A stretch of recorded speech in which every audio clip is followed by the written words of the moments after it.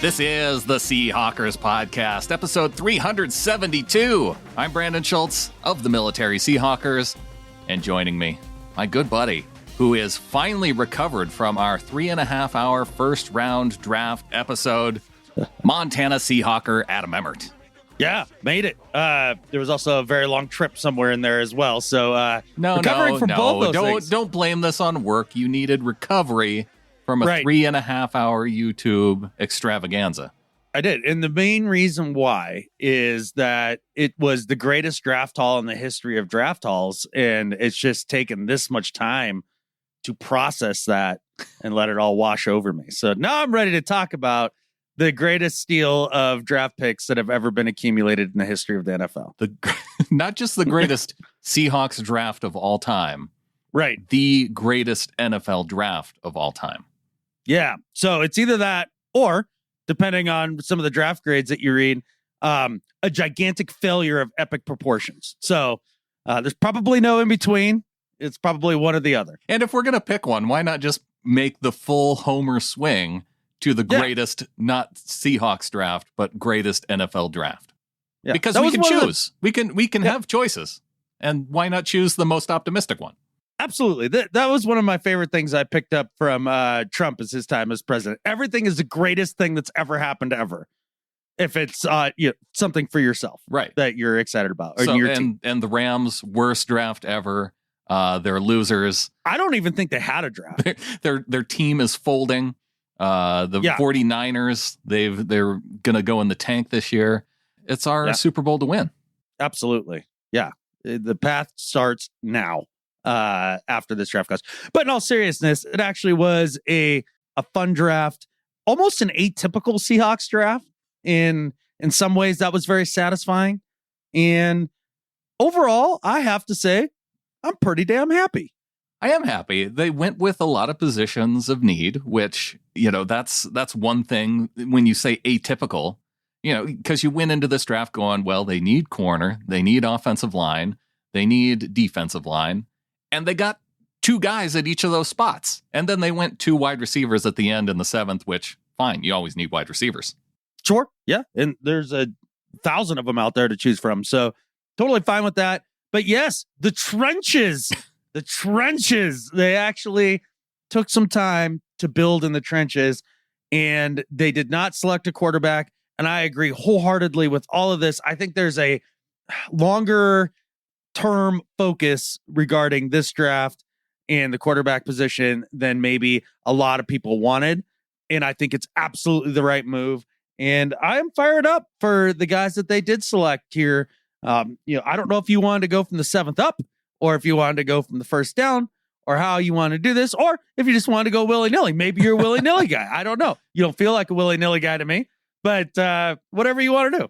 Okay, just let's address the quarterback thing right away, because they had opportunities to pick quarterback at so many spots. The only quarterback off the board was Kenny Pickett, who went to the Steelers in the first round. And so Malik Willis still on the board in the second round. Shoot, I think he was still on the board in the third round when they took another offensive lineman. So they had their choice and passed up multiple times of all the quarterbacks that are left. I think you know what? I felt very validated by our opinion of the quarterbacks in the draft class. I wouldn't have necessarily been surprised if they would have gone ahead and taken a quarterback even in round 2, but it made me feel better about our evaluation of the quarterbacks by the fact that neither the Seahawks nor the rest of the NFL decided to take one until the end of the third round. Yeah, the league spoke and they said these guys aren't that good, except for the Steelers wildly overdrafting Pickett, which is fine. The Dan Marino revenge pick, I think, is what we can refer to that as.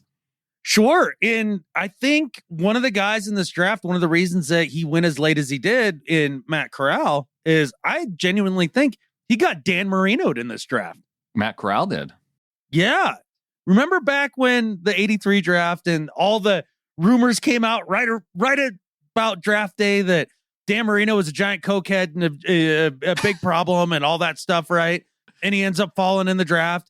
Doesn't go to Pittsburgh, right? Yeah. Even though he's a Pittsburgh quarterback. They needed a quarterback, yeah. I think that's exactly what happened to Corral, because you didn't hear much about any of his issues off the field, and I use that in quotations, until right after the draft. And obviously those things were leaked to teams during the draft, or at least circulated amongst the teams, it being that he had a problem with alcohol, maybe some depression, was unreliable. These are the things that kind of came out. And I don't know how true or not true any of them are. My guess is that they're probably a little overblown. I think he got Dan Marino'd. That could be part of it. I don't know if it explained him falling quite that far, just because how we know so many teams. We went over the 2011 draft, the Cam Newton draft, and all of those quarterbacks that went up high that ended up not working out, which still did surprise me that so many teams held off on drafting quarterbacks, but until when they did. But I think with him, running primarily RPOs in college, maybe had a little bit more to do it. But you still see quarterbacks taking that high that come out of those kind of systems too. So yeah, maybe it was a combination of everything. Who knows? The Seahawks still don't get a quarterback, which you think that it's a long-term perspective. I think it's just because they're waiting out the Browns and they're going to get Baker eventually. I don't even have a response to that. We can talk about it more later. We don't need to get into it now. Let's go on to the draft. We'll willy-nilly our way through this. All right. Well, I was just going to tell you the long-term kind of future that I think that they're looking at here. And what I really like what they did in the draft. I think they're going to roll with a couple of veterans, right? With Geno and Drew this year. I think everybody can agree they're not the long-term answer. I mean, I know there's some people who are really fired up about Drew Lock and thinking that he's going to turn around Seattle. There's a chance of that. And it's a significant chance. It's like 30%. Like that's about the chance that Drew Lock has to really come in and blow our socks off. I don't think that seems it's like an all right number, a percentage chance. I'll take that. Yeah, but it's 30%. A significant chance. Yeah, it's a significant chance. So instead of drafting a rookie quarterback or overdrafting one of these rookie quarterbacks who the league doesn't think is all that great, they decided to push that off a year and build in the trenches, take a couple a couple tackles that can go out there and play this year, get the rookie mistakes out of the way so that when you bring in that quarterback the next year, now he's not playing behind two rookie tackles and getting the tar beat out of him and getting David Carr disease. And I think it's really smart. No matter who goes behind center this year, it's not a rookie. It's somebody that you don't see as a long-term, but maybe a long-term backup. I mean, even if Drew doesn't work out, maybe he ends up being the more long-term backup than Geno does. We don't know. But let's go through this draft class. Round 1, the Seahawks at number 9. We were live streaming through round 1 of the draft. Charles Cross was the guy who came to them at number 9, and maybe a little bit of a surprise initially because, I think we talked about this. This was a guy who was primarily a pass blocker in college, and so it seemed like an unlikely pick for the Seahawks, and one that really I didn't pay a whole lot of attention to Cross because of that. I thought, well, shoot, that's not the type of guy that they normally look for. Maybe if those top 2 offensive linemen are on the board, they would go pass rusher. They didn't, and they decided to go with Cross, which I do like the fact that they took one of the top tackles. I still have some questions about whether or not, his NFL capability is going to be.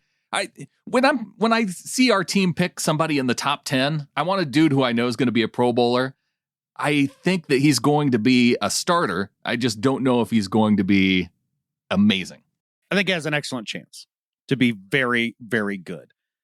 Like either borderline Pro Bowler or Pro Bowler. I don't know about all pro, but I think he has an extremely excellent chance to do that because I genuinely think that it's a lot more difficult to coach up a guy that doesn't have the skills in pass protection than it is to coach up a guy in the run game. I think it's much easier to coach up a guy in the run game. And on top of that, just because he didn't do it a lot in college doesn't mean he can't do it.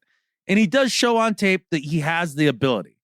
And on top of all of that, I know you were talking to Rob and he was like, this isn't a Rams kind of guy. This doesn't fit the Rams mold and all that. And then now having gone back and looked, because obviously I'm not a draft guy, so I didn't know much about Cross.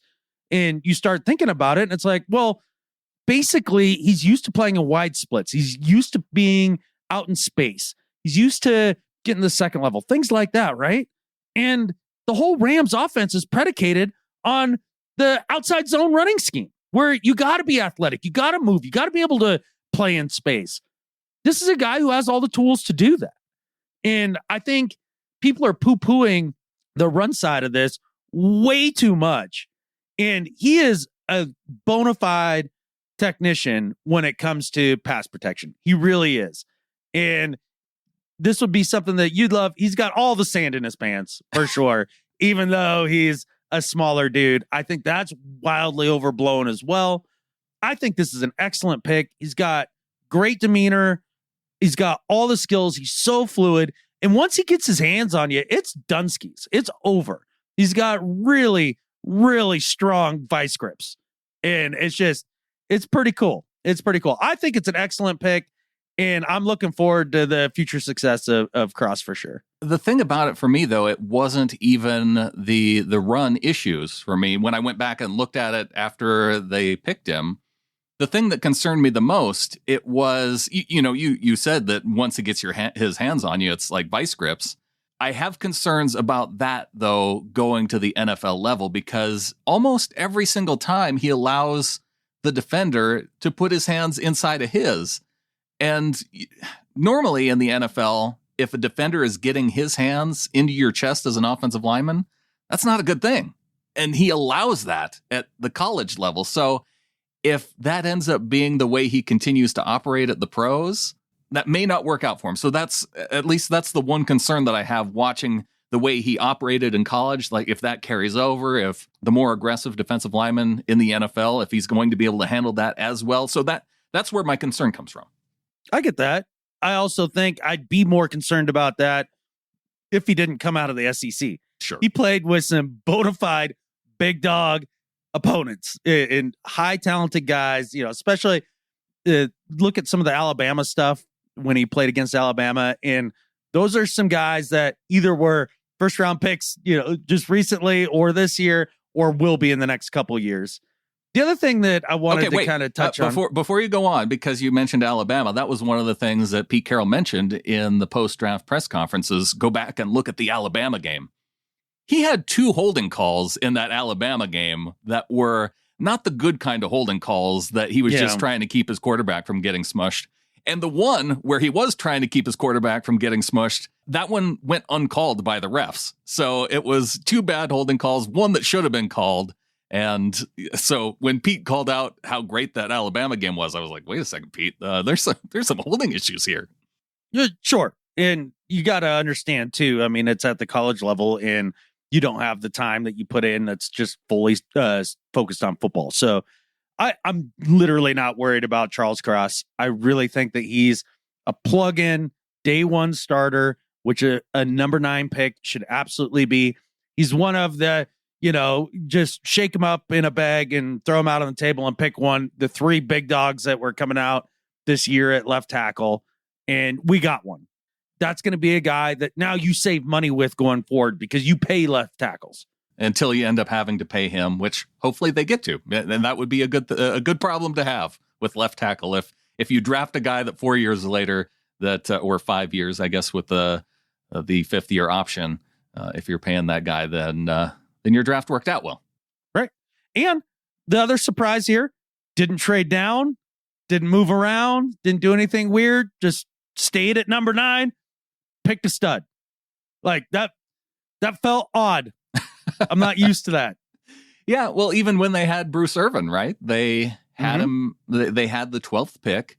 They traded out of the number 12 pick and traded back a couple spots, ended up getting Bruce Irvin, passed up on Fletcher Cox that year, who's, still in the league. The 2 guys that I could have seen the Seahawks taking, I am kind of glad that they went left tackle because I don't know if there would have been another one later on that would have, that you could project out for multiple seasons, like as a starter, as you pointed out. It would have been the Davis out of Georgia, the big defensive lineman, which I don't think they necessarily needed that. They didn't have a need at that spot. And then Tyler Linderbaum, who ended up going toward the middle of the round. He was the center out of Iowa. And They end up not getting a center out of this draft, which I'm fine with because he was really the only one that I saw that I could see being an upgrade. The kid from Nebraska too. The Juergens? Yeah, I think so. Yeah, I Okay. could. Well, we could disagree on that. Well, That's I think fine. he's going to be a starting center. I just don't know if he's going to be like a significant upgrade. If they would have taken him, fine. But there were other guys I would have, like the guy that we'll get to, who they did take in round 2, that I'm a whole lot happier that they went out and got. Let's move on to round 2 then. Let's just go straight through this. I was thinking we could talk more offensive linemen, but we'll split it up. Let's go to Boye Mafe, who is their round 2 pick, edge defender out of Minnesota. You got to like getting a golden gopher on your team. Sure. I mean, you don't want a silver gopher. You definitely want a golden one. Full golden gopher. So this is the one that I have the hardest time evaluating just as a fan because I just have a hard time deciding at watching a college dude run around against lesser competition on top of that if he's really good or not really good. I just don't know. The best thing that came out of it after watching some of the highlight stuff was that, how on the highlight stuff on YouTube, it's all sorts of different games and, different years even maybe and whatever it is, right? He's blowing past a dude, the left tackle or the right tackle, getting a strip sack, and somebody's taking the ball to the house. And then the next play is him just laying out some running back after he comes unblocked off the edge. The thing with the highlights with the edge defenders is that they're always highlights of them being unblocked off the edge and putting a huge hit on the dude, which that's not going to happen very often in the NFL. No, but what I liked about the highlights, and this is going to be a weird thing that I noticed, is that the announcers in all these different games, like he'd make a play in this highlight package reel, right? And the announcers about once every 3 times or so would be like, oh my gosh, Mafe's been all over the field today. They can't stop him. So that made me think, well, okay, he must have been dominating most of the game, right? And if that's being said many different times throughout many different games over the course of different seasons, that gives you some hope that, maybe he can be that kind of dominant edge rusher, or at least a very good one. To go back to like Chris Sims and some of the things that he likes about defenders and things like that when he's looking, he's a big button legs guy. Mm-hmm. And Mafe's got that kind of sprinter's butt, man, for sure. You always got to look at the butt, especially on offensive line, defensive line. Yeah. It's worth checking out. Exactly. So he's an exciting pick. I like that they went with an edge pick there. I know a lot of people, who was the guy that everybody, like Phil and everybody on the cast that we were doing during the draft in Clinton, that they were just freaking out that we hadn't picked up and was falling, the edge guy. Jermaine Johnson. Yeah. Yeah. Who ended up going to the Jets toward the end of the first round. Right. So let's hope that Mafe performs better than him over time. And this feels like a good pick because they could have moved up to get that Johnson kid. They could have. He was getting to be in that range. Now, one of the things that we did hear from John and Pete after the draft is even with that first pick, they talked about having the opportunity to move up even, and that went away. They had the opportunity to move back. That went away. And, he wasn't really clear. I've heard some other interviews of him saying that, yes, that what that means is, either somebody changes their mind. I guess what it came down to is somebody changed their mind, whether it was the Seahawks changing their mind or another team changing their mind when it comes to the trades. And that was the reason why trades didn't happen in that position. So there must have been a guy, though, that they were interested in targeting, that they had that idea of potentially moving up for, whether it was Thibodeau out of Oregon, the pass rusher there, or maybe they just wanted to go get Cross earlier. Maybe it was another offensive tackle that they liked better than Cross, but ultimately ended up not moving up and just stayed put. So yeah, even with the round 2 pick, they stay put there. They get Mafe. And I think the difference between Johnson and Mafe is that Johnson was viewed as the more complete 3-down type defensive lineman right away, whereas Mafe, the thought is that he's likely going to be more of a 3rd-down situational type guy to start with, and maybe he can develop into a more 3-down type player, one of the things about Mafe that I know, talking to Rob, that he really liked, he was a sub 1.6 10-yard split, which is elite when it comes to those guys. You know, a lot of people look at the 40-yard times for the edge rushers, for the offensive linemen. You don't care about 40 yards because dude's not running 40 yards most of the time. But the 10-yard split, it shows you that kind of explosion. And Mafe had the type of almost Von Miller level of explosiveness off the defensive line. And that's something to like. Sweet. Yeah. If the measurables match up with the game tape, you're always excited. And I think that's one of those things that you saw throughout this draft as we go through all these different guys. These are guys that are kind of proven performers at the college level for the most part. There's not a lot of those who type guys that we normally have in drafts and things like that. And I just really enjoyed it. And I like the positions that they picked and when they picked them, in picking guys early at spots that I think are important for this team going forward. And this next pick is probably one of the ones I like the most. And I've definitely heard some differing opinions regarding that. I loved this next pick because unlike past drafts where they have taken a running back relatively early in the draft, I watched some of the running backs before going into this draft, and Ken Walker was a guy who I thought was awesome. And so when they took him after Breece Hall was already off the board by the Jets early in round 2, Ken Walker was there for them with that back-to-back 40-41 pick, and they get the running back out of Michigan State. And dude, I'm fired up about it. I'm totally fired up about it. And I know a lot of people just were wringing their hands. And I think this is probably where a lot of people got really pissed that they weren't taking a quarterback. Oh, you took a running back? You didn't take a quarterback? Right. Guys, like, I understand that most of these fans want to be an air raid, Andy Reid kind of air it out kind of system. It ain't happening. Let it go. That's not happening. It's not. But it's also not this crazy, dominant, run-heavy squad that everybody seems to think that this team is. Go back to last season. They threw the ball 54.5% of the time. That's more than half the time. Now, is that a high rate? Not really. But the team that played the Rams in the Super Bowl, the Cincinnati Bengals, a team that made the catfishing Super Bowl last year, we were 20th. They were 19th in the league in passing percentage. Yeah. So it's not like it's a terrible strategy the way that the Seahawks want to play going forward. And I think because they do run the ball a little bit more than league average, I think picking a back here with big time talent is a huge deal, considering you trust in Rashad Penny this whole next year to stay healthy. I don't think so. Do you think Chris Carson's really coming back? I don't. I think this is a fantastic pick. When I watched the backs like you did before this draft even began, out of all the backs, he was definitely my favorite one. And I'm very excited.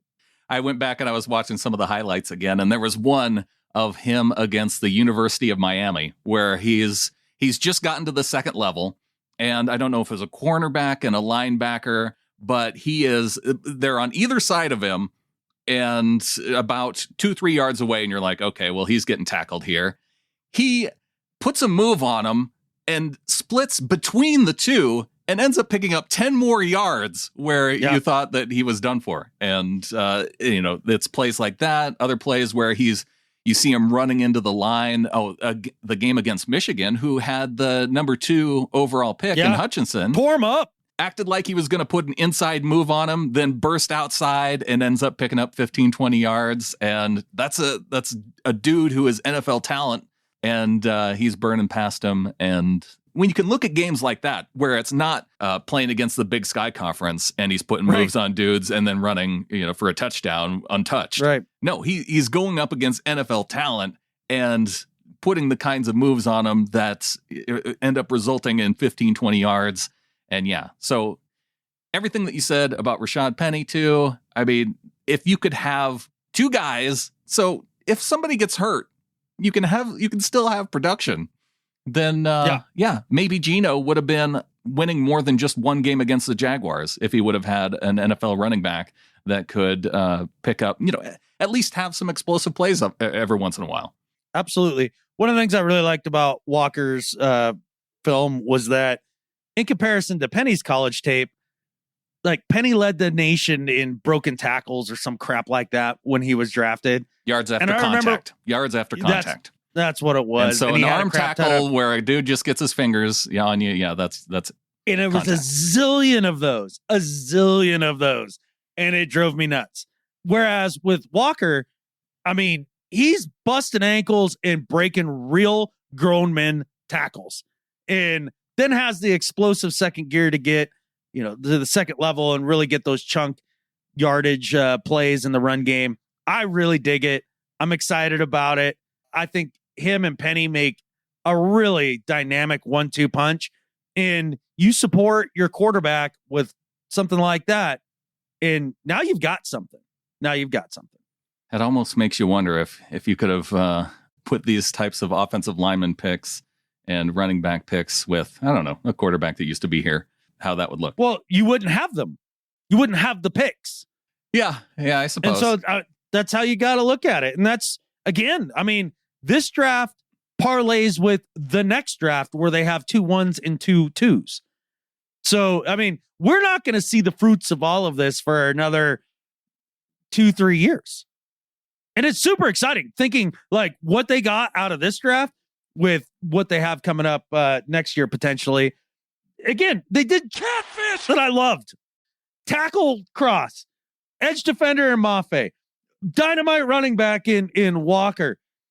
And the other thing with Walker, he was a guy who won the whatever the best running back in the country award is, Doak something or other. Is it Doak Walker?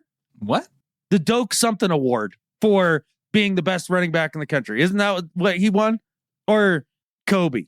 Well, Kobe, he did win an award too. Yeah, Doak Walker, you're right. Yeah, no, it's and what did Kobe win? Was the Jim Thorpe? Yeah. Yeah. So we'll get to that too. You know what? Yeah. I've never heard of the Doak Walker Award, and this is new to me. Yeah. Well, there you go. See, breaking news for you. This is another thing that I loved about this pick. They picked a dude who freaking produced, who was the best at his position, judged by the writers or his peers or however it is that this award is given out.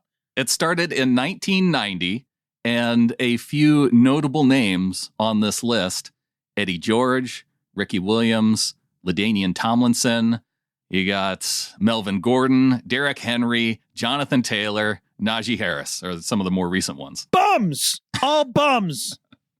I just thought it was cool. And then they followed it up with the next pick, which these first 5 picks, I was just jacked. Wait, you're okay with taking a running back this early in the draft, as early as the second round?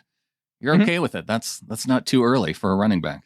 So, did they take 2 other players before this? They did. Oh, so this wasn't their first pick? They addressed trenches before they did this, and then still got the best running back in the nation? Yeah. Oh, yeah. No, it turns out I'm okay with that. Okay. Just making sure. Because I did have picks next year. I did see some commentary that, there were 2 things from the statistical community that they did not like about the Seahawks 40 and 41. Well, because statistically, guys who are 24 and older, they generally don't work out to be NFL players. But the thing is that Boye Mafe isn't 24 until November, so he still counts in that other tier of 23-year-olds, which statistically work out slightly less well as the guys who are in the it turns out guys who are really, really good come out of college sooner. And so that's why they have these age categories. Mafe ended up coming out after his senior year, so he's not in that first category of guys who are sophomores and juniors in that type of age group. But he's also not in the age group of the 24 plus guys either. Although I don't understand why when a guy's 23, people are rounding up to say that he's 24. And then so they can put him into that group of 24 plus guys that tend to not work out in the NFL. That was baffling to me. Look, the other thing the stats nerds pointed out, and I thought this was actually a really solid point about these 2 picks at 40 and 41, because both guys are this way.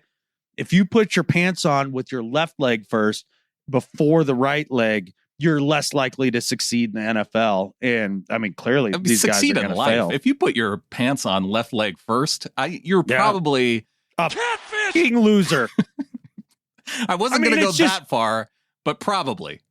Yeah, this age thing. I mean, some of these stats are just for stats sakes, and I can't. Well, the stats fine. I only take it as serious. I buy as some into of the stat of guys who are 24 plus. Fine, don't draft dudes that are 24 and older, but don't consider a guy 24 when he's 23 and a half. Exactly. Yeah, that's kind of poisoning the well of your statistics there. That's for sure. It's like the guys who are going into their second contract and they're like, oh, geez, well, this dude, he's old because he's 27. You don't know how much longer this 27-year-old has left in the NFL. Meanwhile, he's going into his second contract.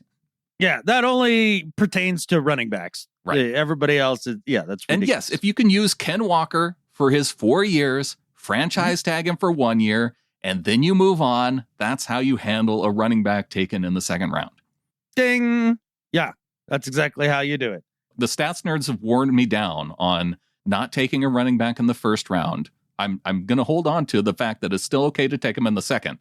And yes, they've worn me down on the idea of you don't pay them unless they're Marshawn Lynch. There's guys here and there that you can pay that second contract to, for sure. Yeah. I named one of them earlier. Derrick Henry would be another guy. There you go. I'm pretty sure LT was somebody you were excited to pay that second contract to. I saw out on YouTube one commenter saying that you don't see running backs have longer careers as much as you used to. And I got to thinking about it, and I don't even know if it's necessarily that way that you used to see running backs playing for much longer beyond their initial contract either. It's just that there's those rare guys like LT, like Adrian Peterson, like Emmitt Smith. I mean, yeah, Frank Gore is a rarity. I mean, the fact that he's been able to stay in the league for as long as he has. Yeah. There's just a handful of dudes that can do that. Yeah. Or that want to do that. It's just rare. It doesn't happen a lot. I like the pick. I'm excited about it, especially when you parlay that with the next pick here in round 3 with Abraham Lucas. Another guy who maybe you wouldn't have expected coming out of a pass-heavy offense in college. Another air raid guy. Out of the dudes who I heard interviewed, Abe Lucas was one of my favorites. Oh, my God. He's catfishing hilarious. And not only that, but you kind of listen to all these interviews with all these draft picks, and they're a cool group of dudes. Like, they all seem like legit guys that you want to have a beer with. Yeah, Walker, they did a draft day special around him. You're like, you couldn't be more happy for him and his family. Yeah. His family seems super cool. And yeah, just listening to Abe Lucas in his rookie minicamp press conference, he seems like a great dude, super smart, and a guy who, now, one of the things that it's almost odd for a right tackle to come out of college and then go and play right tackle. A lot of times those guys will move into guard because it's the guys who played left tackle in college that'll move from left tackle over to right tackle. And I'm hopeful that we have a guy here that he can be. It's not going to be very hard for a dude to become the greatest Seahawks right tackle of all time. So I'm ready for that to happen. I want Lucas to be that guy. I would love for this draft to be the draft where they got their bookend tackles and it was just settled for the next 9 years. I would just love for that to be the case. And again, it's tough to evaluate some of these guys, especially in these spread offenses and all that stuff. But he's a big, strong dude. People seem to like him. I'm fired up for him, man. One of the things, Pete Carroll, coming out of the rookie minicamp press conferences, because the question was, would they look natural getting down into a 3-point stance? Because in the air raid offense, if you play tackle, you're in a 2-point stance. And even if you watch some guys who have come out of that, I was watching some Laramie Tunsil tape when I was watching some of these offensive linemen, and even in the NFL, he's still standing up playing a 2-point stance where the Texans were doing run plays, and he's still in his 2-point stance. So he never moved out of that, and he's still one of the better left tackles in the NFL right now. But I just thought that was interesting because I got to wondering, okay, we took these guys that played spread offense. Could they just stand up and play in their 2-point stance in the NFL anyway? And so that's why I was looking at Tunsil. But I think from what we're hearing from Pete, it sounds like, yeah, they're going to be fine just making that transition to putting their hand on the ground rather than standing up. Yeah, and not only that, but did Shell and Brown just never, ever, ever stand up and put themselves in a 2-point stance on obvious passing downs? So that just never happened. Were they always, forever, every time in a 3-point stance? Oh, no. Even in the NFL, you'll go in a... Well, I think on obvious passing downs, don't they just automatically... Aren't they in a 2-point stance anyway? Ding! And it's another one of these things that I feel like is totally overblown. Like the quarterbacks who have never been under center, that's an impossibility for them to ever figure out how in the world they could figure out how to work under center. Nope, can't be done. Can't figure that one out. That's it. They basically have to go from learning algebra to particle physics to make this happen, and it's just not true. There's got to be something to it because it is enough of a talking point that they always seem to bring it up with regard to these guys transitioning from college to the NFL all the time. Got to have something to talk about when you're talking about tackles. I suppose. You know what I mean? Yeah, maybe that's it. But with quarterbacks, why would being under center... That seems to me a little bit more of a difficult transition to make because you have to worry about your feet getting stepped on. You got to worry about grasping the football. You got to worry about swamp-assy offensive linemen. Mm-hmm. Yep. You don't know. Yeah. There's a lot more variables there.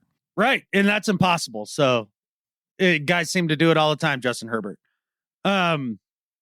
It's just crazy. Yeah. I mean, Mahomes, Herbert, Allen, Lamar, they all seem to figure it out. They figured it out. Yeah. So I'm pretty sure that Abe and Chuck here can get down in a 3-point stance. And not only that, you heard Pete talking about it in the press. He's like, oh, yeah, they're already doing it. And I mean, they obviously worked on it a lot throughout the draft process, and it's fine. So we've shortened Abraham Lucas to Abe. We got Kenneth what Walker.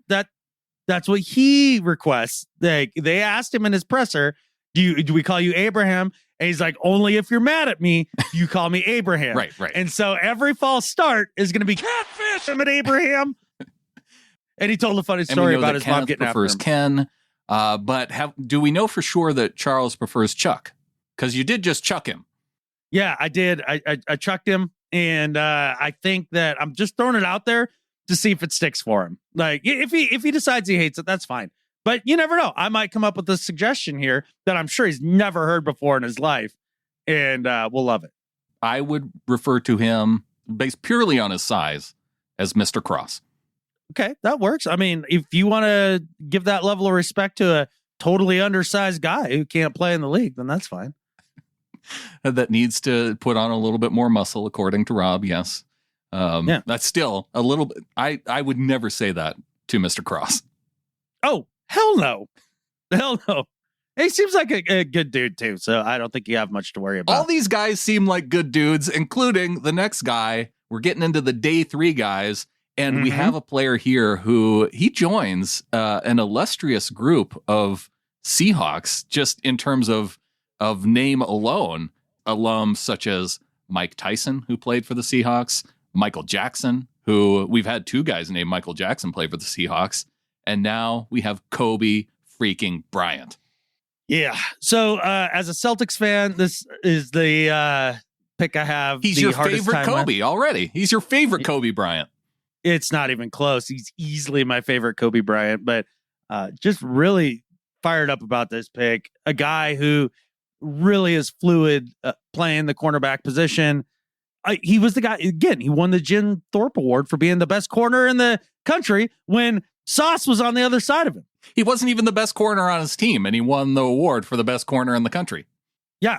So maybe he was the best corner in the country and Sauce was on the side? Just have your Sauce on the side? Yeah. Well, one of the reasons why Kobe got as many accolades as he did was because Gardner was opposite him. And so they never threw Gardner's way, and they were throwing at Kobe because, if you threw towards Sauce, you were likely getting picked. And then if you threw at Kobe, he ended up getting his hands on the football just because he had so many more opportunities to get his hands on the football. But it also, it doesn't hurt that he's also kind of good too. Yeah, he's actually very good. I love it. I think him and the kid from Oklahoma last year. Oh shoot, why am I blanking on his name? Yeah, Trey Brown. Jeez Louise. Those could be corners of the future for us, man. And it's pretty neat. I think that's a guy that can come in and play right away. And that's one of the things I liked about a lot of these draft picks is these weren't giant projects. I mean, these were guys that we should see on the field pretty quickly. Although the next one, I think at corner, I would qualify as a pretty big project with Tariq Woolen. Yeah. But you just went from saying a lot of these guys aren't projects, and then the next guy on the list is a guy who is a project.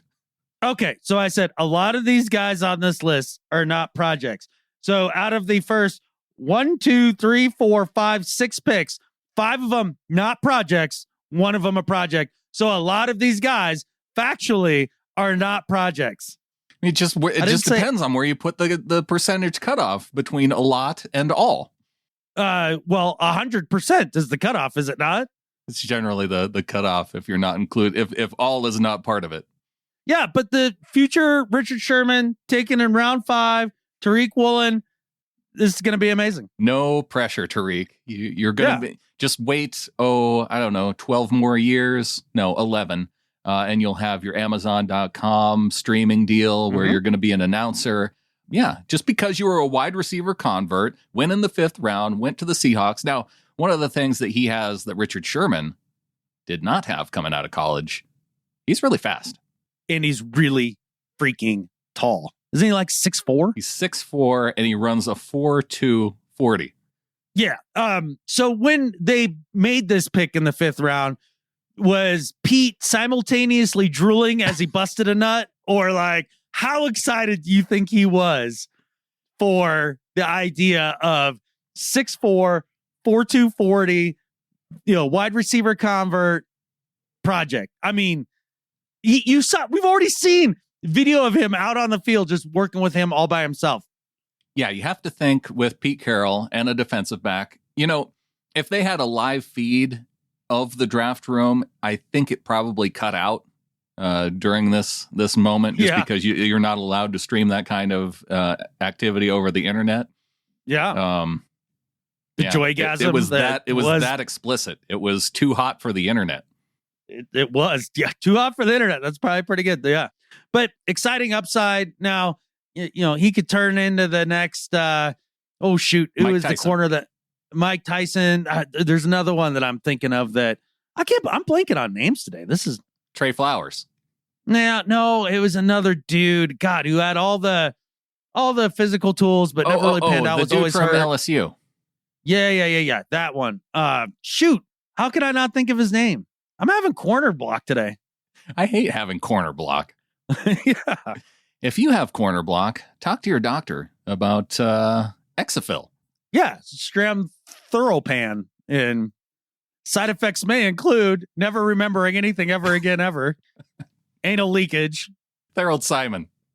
There it was. Jeez Louise. You don't want that.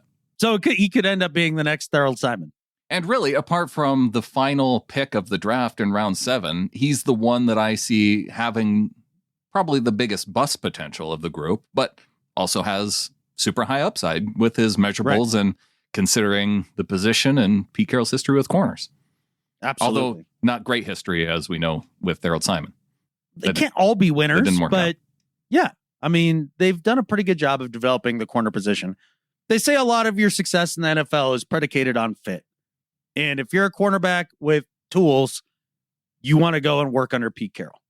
The next guy in round 5, they had 2 5th-round picks. Tyreek Smith, the edge defender out of Ohio State.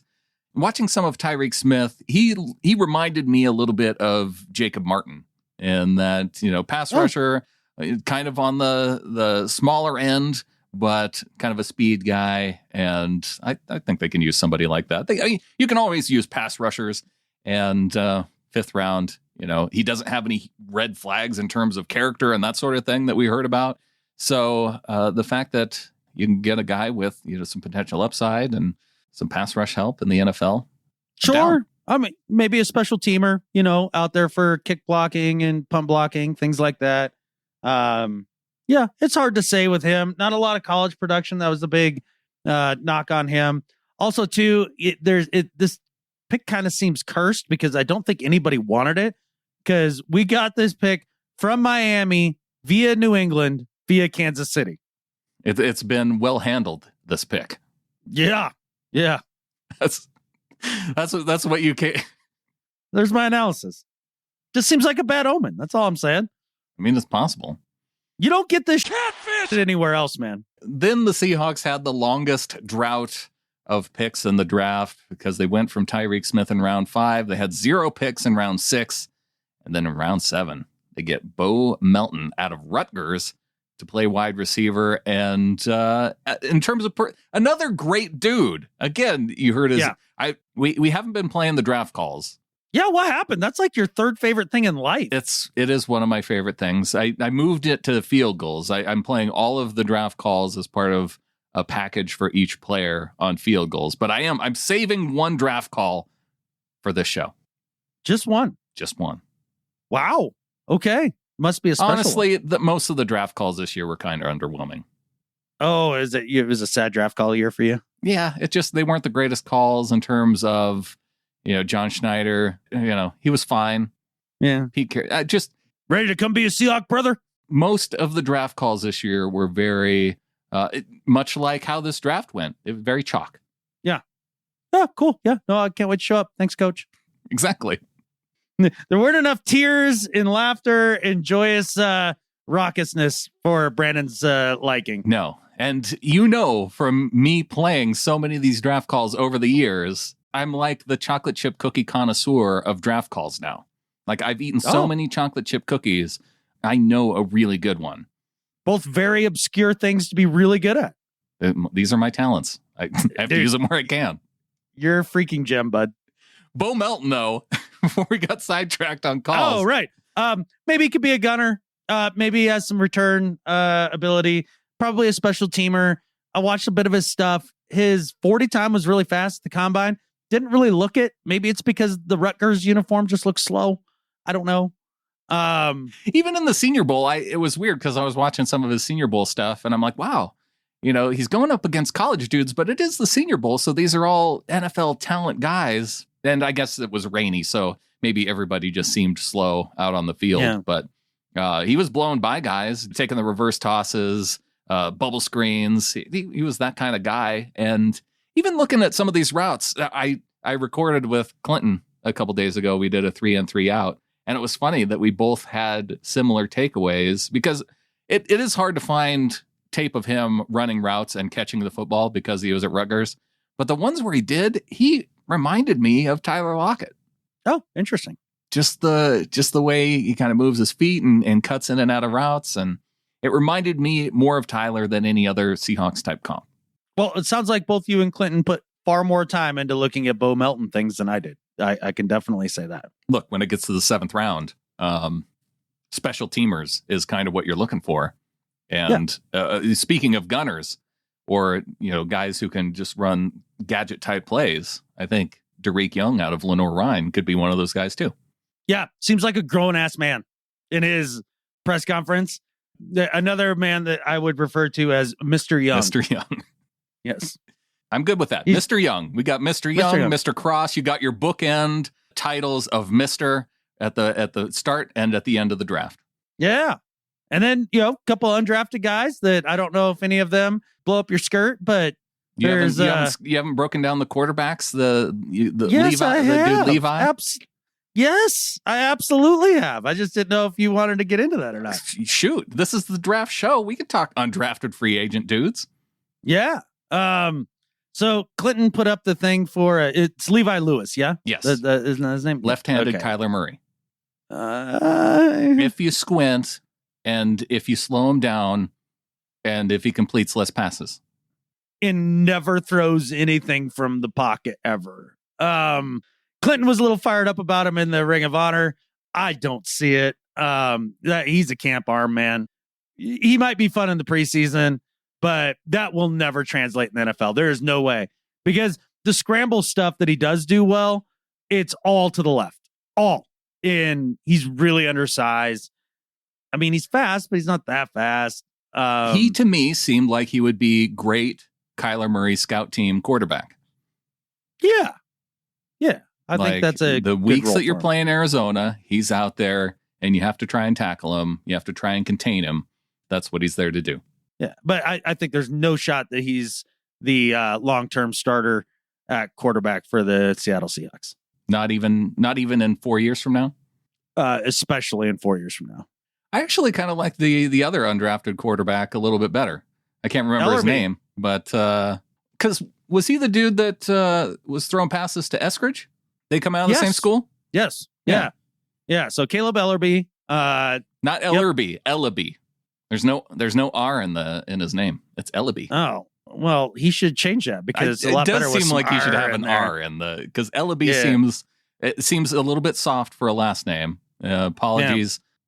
I just, when I say things like that, I picture like his parents tuning into the podcast. I wonder if these guys are going to talk about my kid who's just got an invite to right. And here I am calling his last name soft. Right. And his whole family by proxy. So you're kind of a dick. I kind of feel like a jerk. Yeah. Well, I didn't take the time to get his name right, so I don't know. I mean, I'm standing squarely in the living room of my glass house throwing rocks here. But yeah, I like Ellaby. I actually think that out of the two of the undrafted guys, clearly has the most upside and potential. Kind of goes through his reads pretty well and has a nice arm and some good touch, and he can kind of make all the throws. And the thing is he is not mobile. Not really. I mean, he's got some functional mobility, right? Yeah. But he's definitely not a scrambler or anything like that. A little bit more of your traditional guy from the pocket and that sort of thing. He's got a shot. Jake Luton competition. Yeah, he's got a shot. Although they didn't sign him, which he was just a practice invitee. Tryout. Yeah. Oh, did he not get, he did not get picked up after the tryout? I don't know. Or is that deadline even coming down I yet? don't think that deadline has happened yet, or the announcement hasn't come yet. Maybe it'll come right after we put out the show, and then we'll sound really dumb here. Yeah, well then, be like usual. The Ellaby family can be happy knowing that happens somewhat often.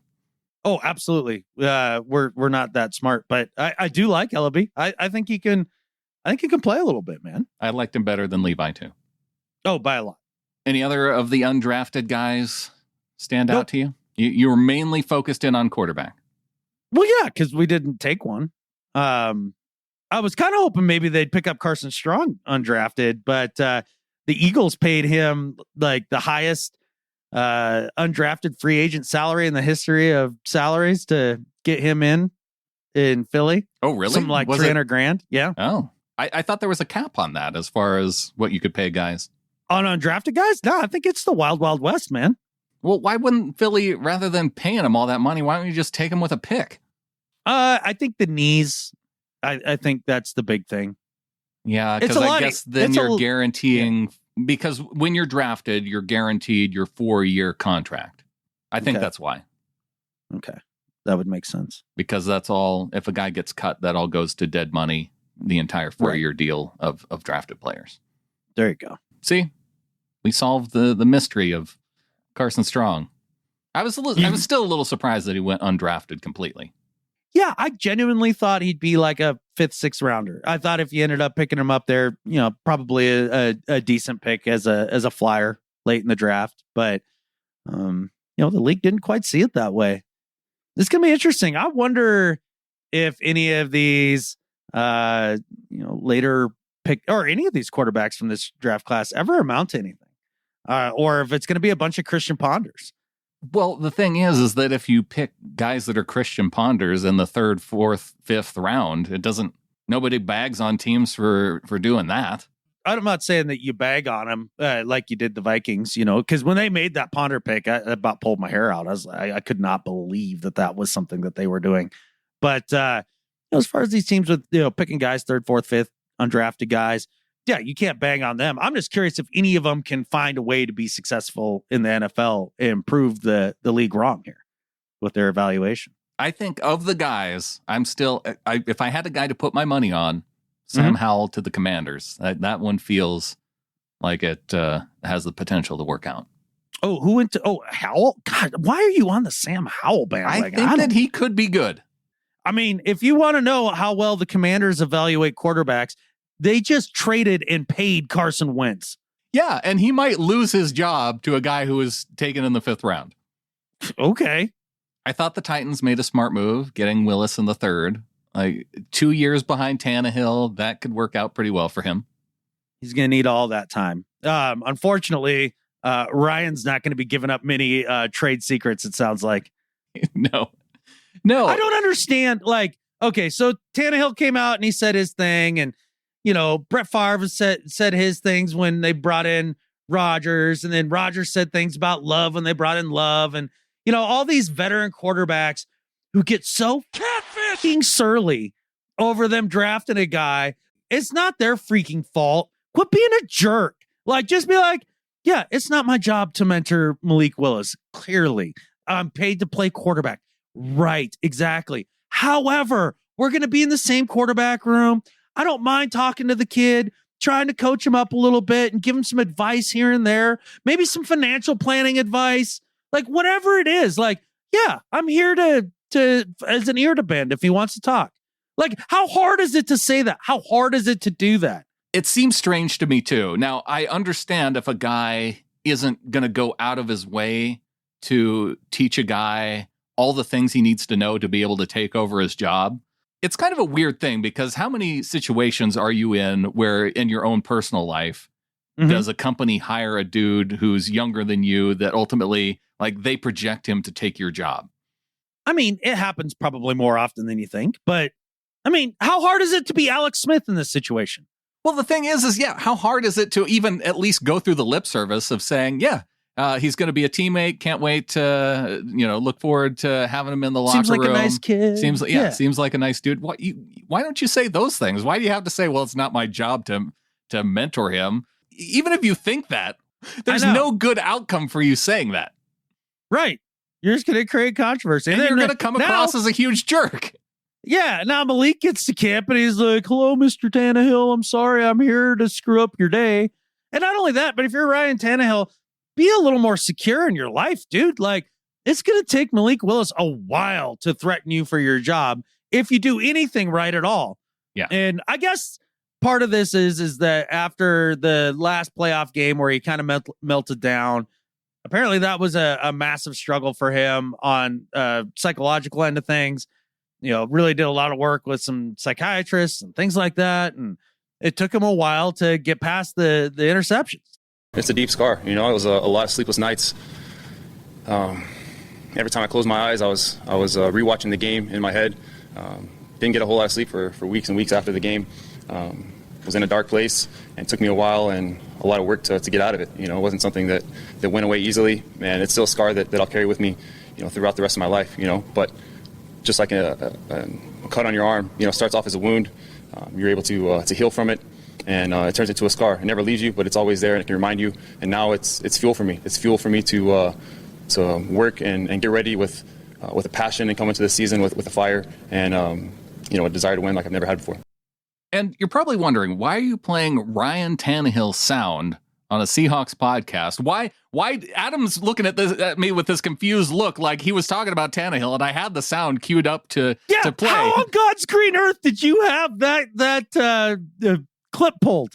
I'll tell you exactly why. Because when I heard that from Ryan Tannehill, I thought, man, if this dude was that messed up after a playoff game where he threw interceptions and cost his team the game, how messed up did Russ get after the play that shall not be named? Because that has to be about 100 million times worse than what Ryan Tannehill did. Well, you can't just really focus on the past. You got to look at, the next opportunity that comes in front of you and keep that neutral mindset. Kind of roll with some positivity and really envision your future the way that you want it to be. And, the past is the past, and I can't control that. I can only work on the things that I can control, and the things that I can't control are the future. And so I'm just fired up to get to camp here this next year and try to lead the Seattle Seahawks to another Super Bowl. And, it just all positivity. We've got the right people here, and you can say all of these things. You can Jedi mind trick yourself to say all the things that you need to say when the questions get asked. But that doesn't mean that that's not still there bumping around in your dome. I mean, for regular humans, for sure, but he seems to be off in Denver with no regrets, having the time of his life. So buying dogs that he's naming Bronco, making weird draft calls. Hello. Hey, Russ, George Payton with the Denver Broncos. Yeah. But hey, we're getting ready to pick you at number 9. You're going to be a Denver Bronco. Oh, George, man, thank you, man. Yeah, it's so excited, man. So excited to be a Denver Bronco. Can't wait to get you here, get you with our group, get you with our coaches. We're fired up to have you. What a gift. Yeah, fired up to be a Bronco. I'll see you soon. Broncos country. Let's ride. All right. As weird as the audio is, and I know it's weird judging by, you can't see the facial expressions of Adam as I'm playing that. But one thing that's weird about that is, that wasn't... That it was done at all? One, that it was done at all, but 2, they couldn't get the actual general manager to redo it. They just used old clips of him because you knew it was from a previous draft because everybody was masked up whenever they cut to the Broncos GM part of the video. So they had Russ record his side of the call. They used old footage of another draft call and merged it in with Russ. And then the most awkward thing at the end of the call was Russ. He looks into the camera and does a little winky. It was so weird. So not this last weekend, but the weekend before, I did a job with Bronco Jared. And we went to Idaho together, and I had not seen this, and I hadn't listened to it up until just this point. And he looked at me at one point during the car ride, and he goes, "Did you see the draft call thing the Broncos did with Russ?" And I was like, "No, I have not seen that." And he goes, "Please God, don't watch it. It is being terrible." Yeah, that's weird, man. Like, there's this thing with Russ that has been going on for the last 3-4 years where he's just getting a little weirder and a little weirder. And this is another just feather in that cap. I have to think that he knows that it's out there with, you got, "Hey, Seattle, we got a deal. We got Mr. Unlimited. We got this going up there on the Mount Rushmore of weird Russ stuff." I think that in his older age, he knows that it's there, and now he's leaning into it, and it's just going to be, it's going to be that snowball that just keeps getting bigger and bigger now. Well, I love that at the end of every one of these Broncos things that he does, that he curses himself by saying "Let's ride" at the end of it. # Let's ride curse. He did not say it at the end of the video where he was showing off his new puppy named Bronco. Oh, does he want out of Denver? He did not say "Let's ride" at the end of that video. Did he scrub all of the Broncos stuff from his Instagram and kick the puppy to the curb? I did see some concern, though, that Bronco may develop now into one of the hellhounds of Satan because of the "Let's ride" curse. He did it to himself, man. What else can I say? I just, obviously I hope that he doesn't, have any sort of physical issues or anything like that. But if he maybe pees all over his 12 bathrooms from this point forward, I wouldn't have a problem with it. I think my sports hatred and curse the creation towards Russ has been pretty healthy. I don't think it's been to the weird kind of scary mean stuff that you actually wish physical harm on him and his family. Just major inconveniences, like a puppy that can't be housebroken and just catfish all over his sprawling Broncos mansion. Unlimited diarrhea. Unlimited. What kind of dog did he get? It looked like it was one of the designer poodle brands. Oh, I wonder if this was a Ciara pick. Maybe. Yeah, because he was into his Great Danes. Oh, that's right. See how much he's changed? Russ has changed. Or maybe he has changed and developed an allergy. And so now you got to go the hypoallergenic route with the dog. Yeah, he's developed an allergy to stop being weird. It's just gotten weird. It's gotten weird. I don't have any good reason for it, Brandon. I really don't. And it doesn't make any logical sense. But I do have this gut feeling that this is going to be an unexpectedly bad year for Russ and the Broncos, that everybody's going to be looking at and being like, wow, can you believe that that's the way that happened? I hope so. It's just a gut feeling. And I know it's fantasy land and I know it's sour grapes and you can all make fun of me and tell me that, there's no world in which that ever happens. Just saying, I have this gut feeling that this is the way it's going to be for them this year. I'm all for it because I want the Broncos pick to be better than our pick. Yeah, it'll be the number 3 pick. Ooh. And then we can package the Broncos number 3 pick with the Seahawks pick.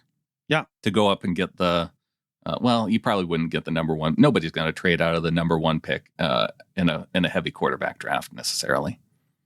I don't know. But you can still get a good one at that third with the 3rd pick. What if a team that's at the first pick is, say, the Jags or the Jets? Oh, that's true. Yeah, a team that has a young quarterback that they're fine with. Yeah, the Jags could get the number 1 pick, and then they could want to trade out of that pick. No, that makes all the sense. That's the reason why the Rams got Jared Goff that year, because those teams already had a quarterback, and they didn't need Goff, so they traded out of the first pick. That could happen. Right. Good point. It could happen. Yeah, exactly. Especially after the no good, bad Broncos season that's coming up. It's going to happen. It's just that division's going to be a nightmare, man. Well, Adam, we don't do a lot of draft grades in the first draft show. Maybe we'll get into it later. But there is one draft grader who I knew that we had to check in with. Yeah! Especially after he gave the Seahawks a C for their draft class. La la la la, la la la la, Prisco's won. La la la la, la la la la, Prisco's won. Prisco has his hot tastes and nothing more. That's Prisco's won. I wanted to go through Pete Prisco's thoughts on the Seattle Seahawks 2022 draft. What grade did he give him? A C. Hawks? There you go. Yeah, that's how you He was just queuing you up. Yeah, C. Exactly. Yeah, exactly. Thanks, Pete. Thought you were going to do it again. All right. Oh, no. One was enough. But I do wonder, in the history of Fiverr purchases, right? Like that theme song that you got there with the Elmo, like, is it the greatest Fiverr purchase it's ever been, or the greatest that will ever be forever? Probably the greatest that will ever be forever. I don't know if we will get as much use out of any other Fiverr purchase as we have with that Prisco's World theme song. Or anybody else on the planet. Like, I think it is the greatest Fiverr purchase for now and forever of all time. It's the GOAT. Pete Prisco says the best pick for the Seahawks, not any of the first 4 picks. No. 4th round pick Kobe Bryant is a tough, feisty corner who will step in and compete right away. Playing opposite Sauce Gardner, he held up with a lot of action coming his way. So there you go. Best pick. Seahawks, their 5th pick of the draft. Yeah, definitely not. It could work out that way. Sure. Definitely not any of the dudes in the trenches, though. No, but I mean, shoot, if he thinks that Kobe Bryant's going to be an all-pro, then it could end up being their best pick. Okay. Yeah, sure. Pete didn't give us a lot to go off of there other than just his craptastic grade. So, worst pick, taking running back Ken Walker in the 3rd round. I think he meant 3rd pick, not 3rd round. Makes no sense. Walker is a good player, but they had so many other needs. When will this team get away from the importance of running backs? Yep, there you go. There's a guy who doesn't get it. So wait a second. The structure of this sentence is weird. When will this team get away from the importance of running backs?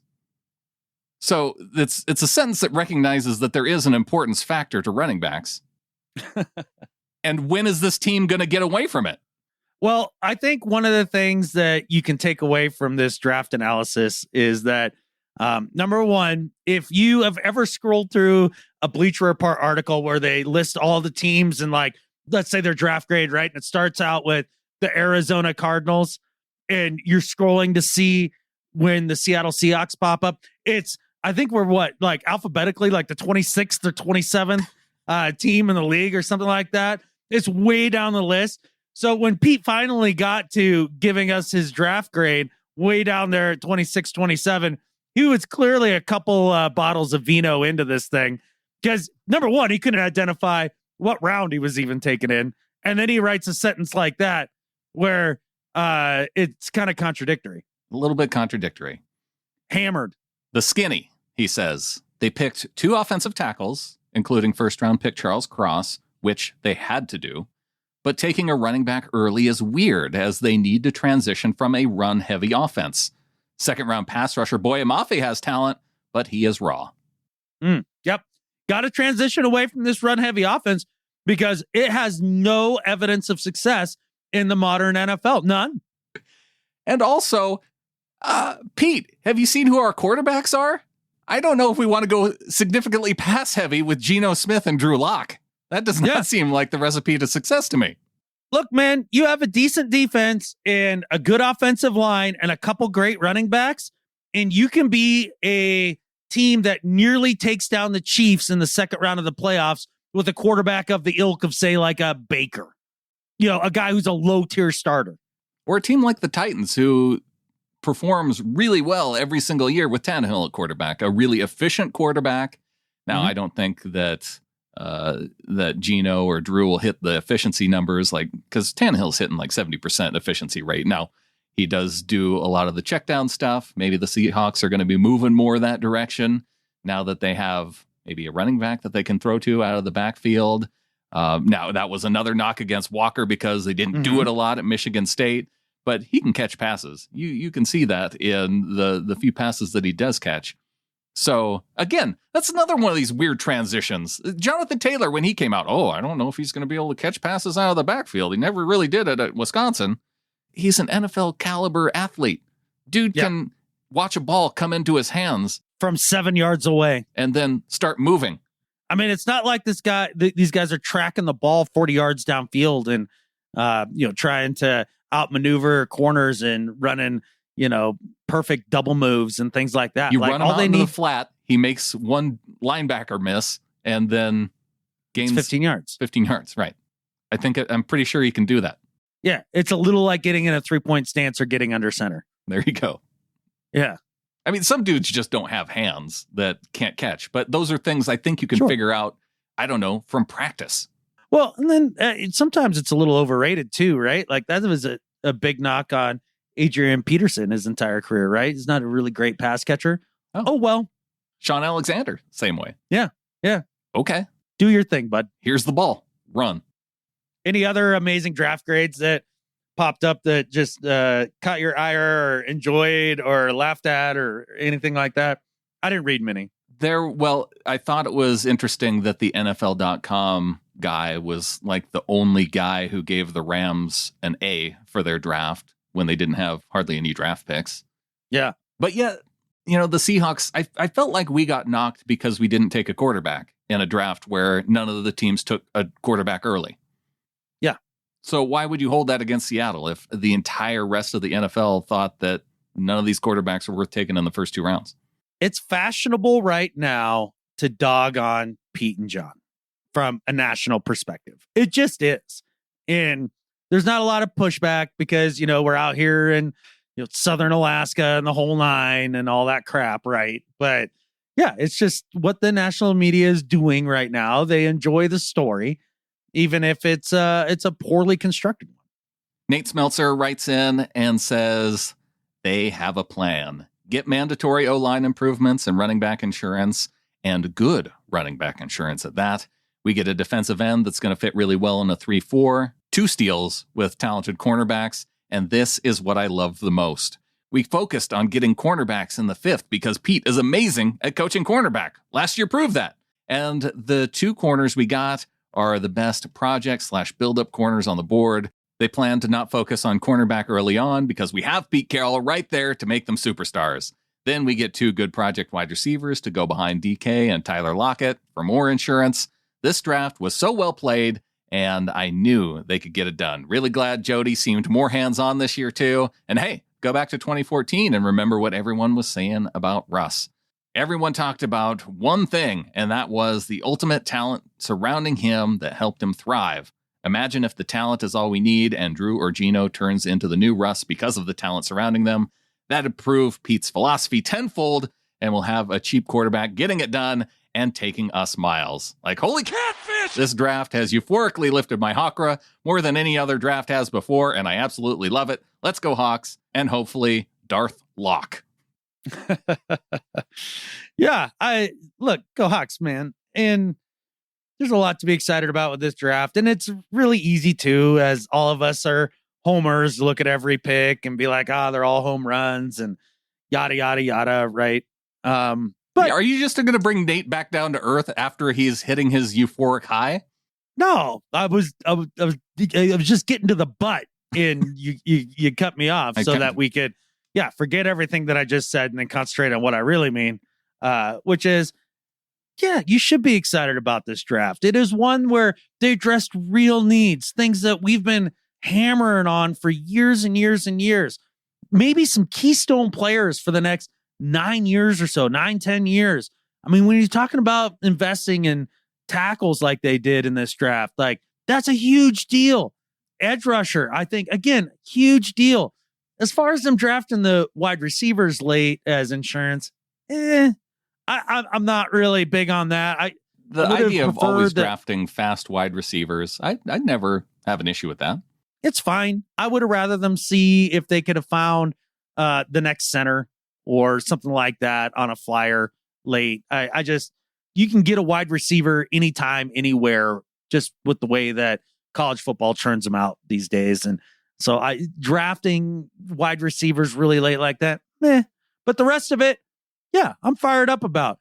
And again, with the Drew Lock Gino thing, I'm not looking at this as like the talent's going to be around one of those two guys, and that's what's going to get us back to being in contention. It's like, all right, fine, be the caretaker of the offense for a year, be Tavares Jackson. That's fine. And I can't wait to get our guy next year. Hopefully you win more games than you lose, just because in terms of my viewing enjoyment next year, I would prefer to see our team win. Now, whether that works out in the long term, I'm really struggling with this. Like, because I want to go into next year with really high draft picks, but I want our team to be good and enjoy beating teams like the Rams and 49ers. So this is something I'm going to struggle with all season, because I still want our team to win, but ultimately I kind of like the idea of having a couple of really good picks next year. Shouldn't be a struggle for you, because with the Broncos struggles next year and having their draft pick, which is going to be a relatively higher one, combine that with a draft pick that comes with a 7 to 8 win season.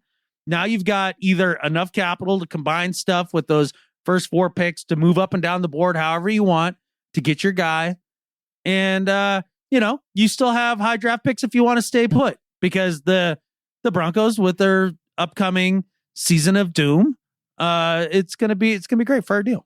Oh, I know. I remember one other point I wanted to make about the Pete Prisco commentary around taking a running back, quote unquote, early. Mm-hmm. I went and looked at all the teams. Of all the teams in the NFL, they either drafted a running back in the 2022 draft, or they already had a first or second round running back on their roster. One of the two. One of the two. Except for one team, and that was the Miami Dolphins, who spent the most in free agency on running back than any other team this offseason.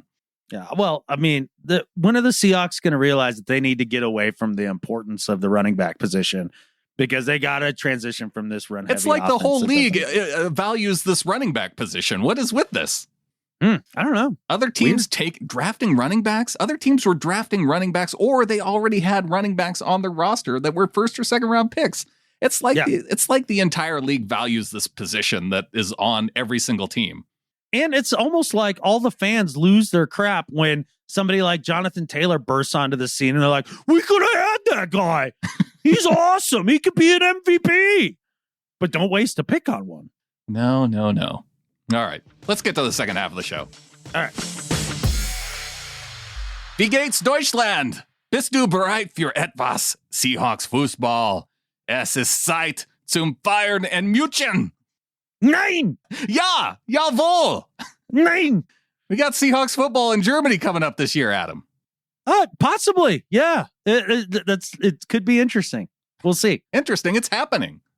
Is it? Yeah. The Seahawks are scheduled to play the Bucks.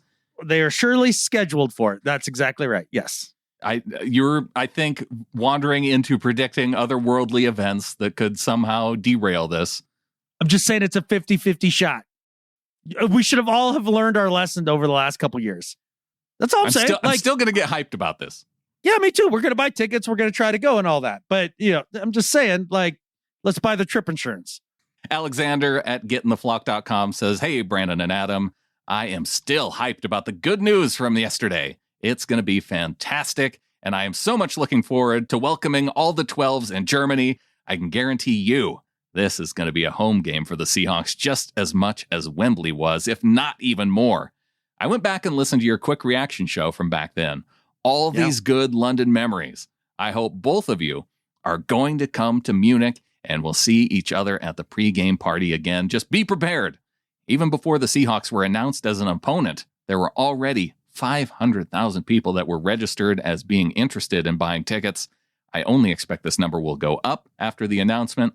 Let's hope we all find ways to get our ticket and turn the Alliance Arena into Lumen Field for a day. Cheers from Berlin, from Alex. Dude, cheers, Alex. No, can't wait to get there and see you guys again. It's going to be fun, man. I've never been to Germany. I think it'll be great. My kid, she's going to Germany here in about 2 weeks. I'll have her do some pre-scouting, maybe while she's over there. We'll see how it goes. There you go. Yeah, but I have no doubt that it's going to be another Seahawks home game when it's all said and done. How can there be Bucks fans in Germany? It doesn't even make any sense to me. We have Aaron Donker on our team. We have like the German sensation on our team. So yeah, it's everybody's going to turn out to support him. I think Donker's got to be the most excited dude in all the NFL, because by the league announcing the Seahawks were going to Germany, there's no possible way they can cut him now, right? Even if he is a pain in the ass. No, but he'll have to make the team, but the ticket bill that he's going to have to foot for all of his family members that are coming to this game, it's going to take up like his entire year's check for the salary. Yeah, maybe. I don't know. Maybe I don't know what the conversion rate to Deutschmarks are, like maybe it'll be advantageous for him. I think they're on the euro now. Oh, good point. Yeah. Aren't there still both? I mean, I don't probably. Like when Britain was a part of the thing, right? I mean, they had the pound and the euro at the same but they time. never fully got rid of the pound, so I guess that worked out for them. Well, I don't know. I do know that when we go, that if it's cold there, we'll have to pay for our natural gas in rubles. I probably shouldn't laugh at that. Oh, come on. It was a good currency joke. Tony writes in, says, I'm so happy that the Hawks are coming to Germany. I hope you guys come around because we will make this a home game and transport Lumen Field to München, as we say it. Isn't it weird that we call it Munich, and whereas locals call it München? Yeah, this is something that's always confused me. Like, why can't we just say it the way that they say it? Why do we have to make up our own name? Like, the other day, I was listening to a podcast, and the guy that was talking had actually lived in the country of Qatar for a good long time. Apparently, that's how they say it there. All of the locals, the people that live in the country of Qatar, and then you hear a lot of U.S. servicemen come back. It's Qatar, right? Like I don't understand. I don't either, and it's weird. I was on a German website too, and I couldn't find United States on the drop down because they use something different. Oh. So it goes both ways. What do they use? Let's see if I can find it. Greedy imperialists? Is that what they call it? Like what do find they it? I gotta pick out the boats. You can do this. Yep. Get the right boats. Boat. I don't know why we're picking out boats, but I'm with you. Well, you got. I have to prove that I'm not a robot by picking up. Now I have to do traffic lights. I guess I didn't do the boats right. Oh, you're screwed. I hope they don't bring up crosswalks. You ain't getting past this. I'm good on the boats and the buses. It's the crosswalks and the motorcycles. I do go okay on the motorcycles. Sometimes they throw in a bike though, and I'm like, that's not a motorcycle. Well, yeah, you just answered your own question. It's Vereinigte Staaten. Of course it is. Why wouldn't it be? Yeah, Vereinigte Staaten. I think it's United States, but in German. That's what they say. I think guess. United is Vereinige. If that, sure. Vereinigta. I think you have to like hock a loogie somewhere in the middle of some of these words. It's not that hard. Are we sure? I'm fine. Okay. Oh, you want to hear my best dad joke that I can do in German? Yeah. Alles hat ein Ende, nur die Wurst hat zwei.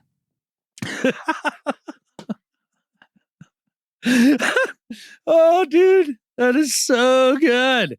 How did you? I don't even know. That's everything has an end. Only a hot dog has two.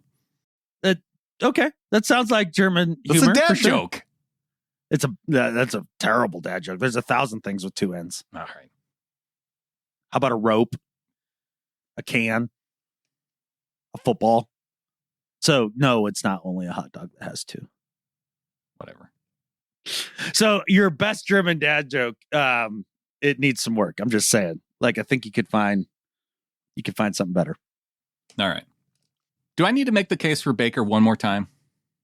Dude, if you're feeling it and it's something you want to do, go ahead. I can't wait to all over it because it's a god-awful idea. Now, you've worn me down on this idea of giving up any kind of draft capital, and I feel like that now after the draft, now that Pittsburgh went and drafted a quarterback, now that every other team, I feel like all the quarterback chairs have been filled, and Baker is the one left standing after this game of, what do you call that game? Duck, Duck, Goose? No. With the chairs and you sit down and the music.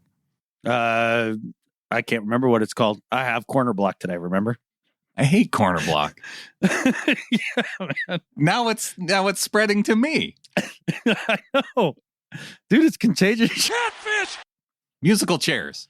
The There it musical is. chairs of quarterbacks. This case for Baker's going great. My thought is that now that you don't have to give up anything for him, you can wait out the Browns. They have to cut him. Shoot, maybe you can even talk him into giving you a draft pick too. They have to pay his salary. That part of it seems to be working out all right. You bring him in, and you have enough success that you can revitalize his image. And then, so you have your one good year with him. He looks great. Shoot, maybe even takes the Seahawks. They sneak into the playoffs with Baker. And then, because he's under a one-year deal, you still have the opportunity to throw a franchise tag on him. So you franchise tag him and you trade him ahead of the draft. You have the Denver Broncos, number 3 pick overall. You got you have your number 19 pick from making the playoffs and being a first round exit. And then you have a pick that you're throwing in that somebody's giving you for the opportunity then to sign Baker Mayfield.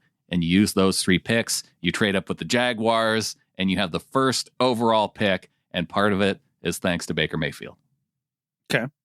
What do you think the floor for wins is with Baker? The floor? Yeah. 7. Okay. What do you think the floor for wins is with Geno or Drew? Drew 4, Geno 5. What is the least amount of wins Pete Carroll has ever had in his career as the Seattle Seahawks head coach? 7 and 9. Did it twice before Russ. Yeah. I'd say the floor for any quarterback with Pete Carroll is 7 wins. Can't go there. It's Can't go there. Historically It's true. historically true, but the defenses that Pete Carroll started with in those 2 seasons with, well, for one, they got Marshawn halfway through one of the seasons, and that was a terrible NFC West in that first 7 and 9 season. And then the next season, they were starting to build a pretty good defense. They had a full year of Marshawn. It's totally different. Well, you say that, but in 2 years, do you look back at this and go, oh, yeah, it was totally different? Or you're like, oh, wow, Pete and John did it again, and they did it their way. Yeah, they're going to sign Baker, and he's going to win them 9 or 10 games, go to the playoffs, be a playoff exit. And then, like I said, you have him that you can actually exchange for draft capital. So Baker is coming off his last 2 seasons was a playoff win and a close road loss to Patrick Mahomes and the Chiefs. Then comes back to the next year, plays through an injury. And even though, he played through the injury, he had some struggles. It wasn't his best year. It was a little bit of a down year, but, it was fine. And you knew he was injured. Everybody knew he was injured. Everybody knows it's the Browns too. Like, it's hard to succeed there. And his trade value has been exactly diddly poo. If he squeaks the Seahawks into the playoffs, that doesn't increase his trade value. What, you're going to get a 6th now? Like, it's just, there's no value there. Plus, you bring in the Baker circus. Plus, the Browns have made it abundantly clear that they don't want to be, quote, on the hook for Baker's contract. Well, hey, dumbass, you freaking drafted him number 1. You're already on the hook. They gave him the 5th-year option. They didn't even need to be on the hook for his salary. They opted in for his 5th year of salary. Nobody in the NFL owes the Browns the courtesy of picking up Baker's contract so that they don't have to pay it now that they're paying him and Deshaun. It just doesn't make any sense, yet that's how they act.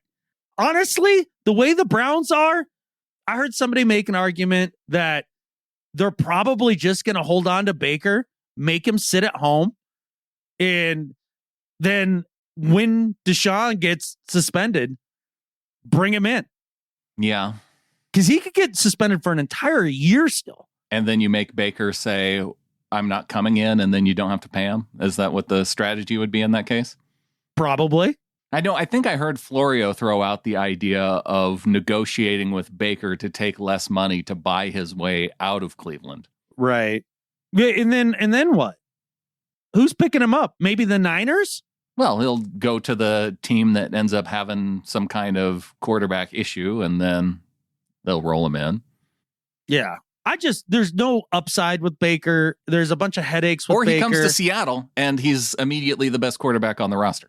But he's absolutely not immediately the best quarterback on the roster. He's not even the most. You're not into. There's a lot. I know there's a lot of people like you that aren't into this. I'm still into it. I think it could happen. You could probably make the same argument that if you were able to have Drew out there to where he had enough success that he would be worth something draft wise. I just think that Baker has that ability to bring a little bit more in terms of draft capital after a good year. The league has spoken. Maybe. All right.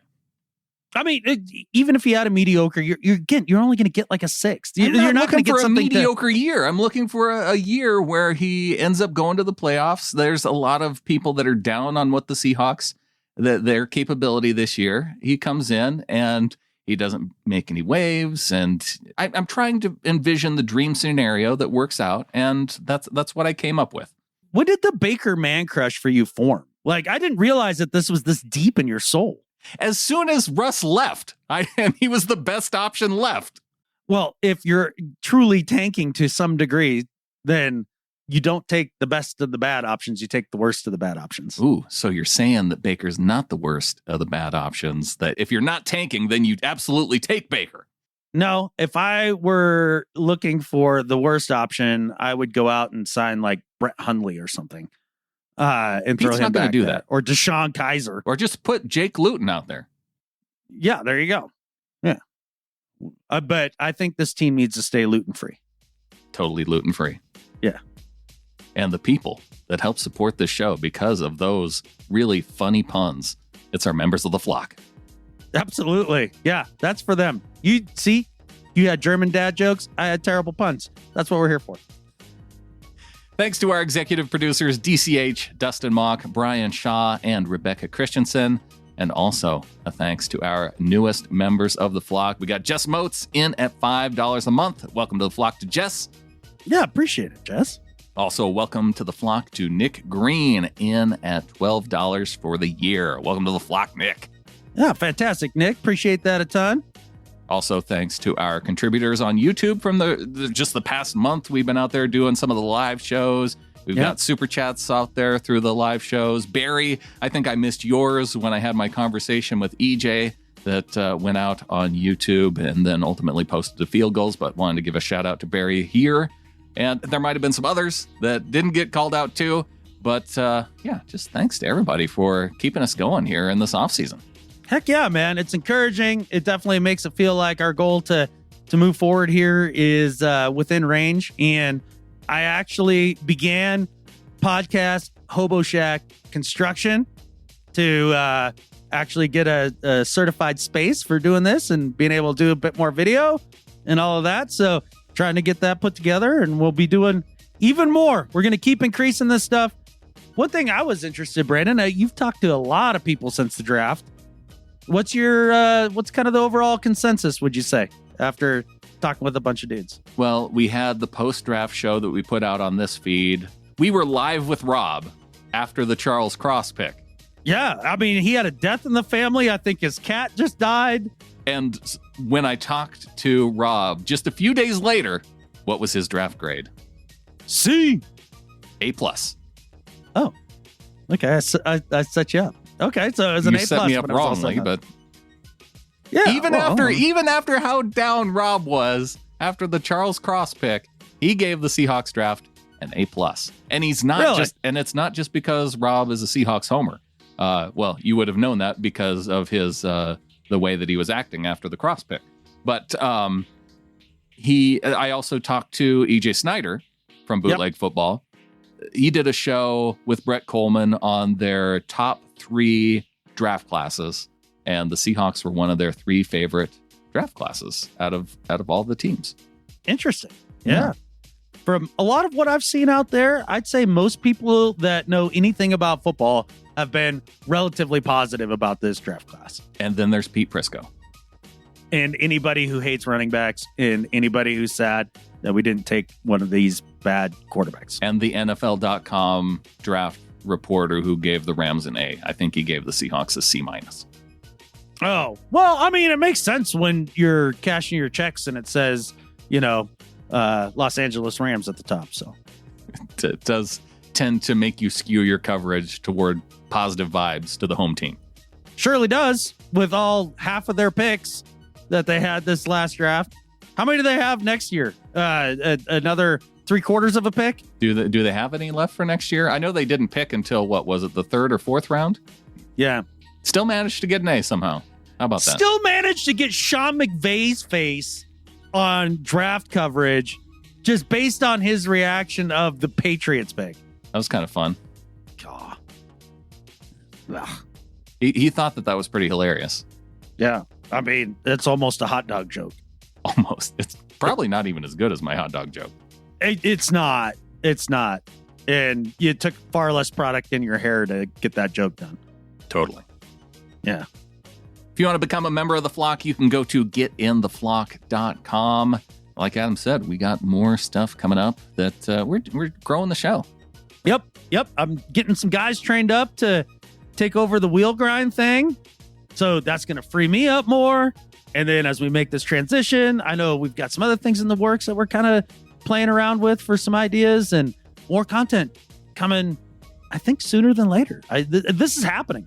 And hopefully it responds well among the listeners. I know April was kind of a rough month, but as we ramp up toward the season, ramp up the content, and maybe some more live shows from the podcast Hobo Shack. Here we go. We're going to thank everyone at $12 and above at the end of the show. We try and do it once a month. I know we missed last month, but we'll get back to it today. So if you are a member of the flock at 12 and above, we will get you our thanks here at the end of this episode. Stay tuned. We got Daniel Weinholtz with a message. He is one of our members of the flock, says, we need to make # bring back KJ trending. This needs to happen. Yeah, those stories out there, right? And you saw KJ come out and talk about how it's his desire to be back in Seattle for sure. And that feels good. It sounds like John has zero interest in him suiting up.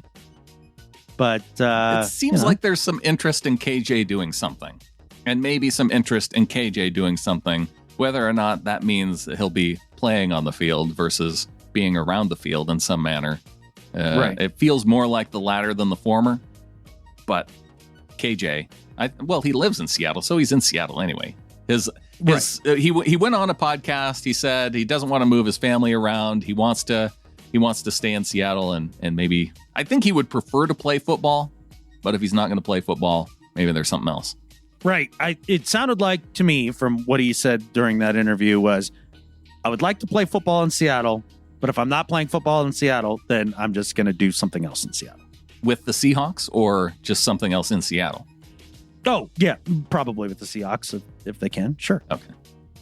Yeah. Oh, He could be doing media. He could be doing coaching. They can find a role for KJ, I'm pretty sure, in the organization.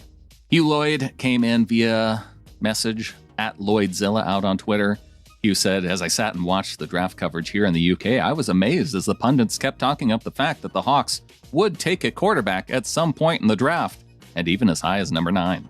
I was really pleased we didn't follow what the people in the supposed know thought and went with what was right for our team and not the league. Tackles and running backs don't make headlines for the league, but they do make the foundations of a winning team, and that is what we needed.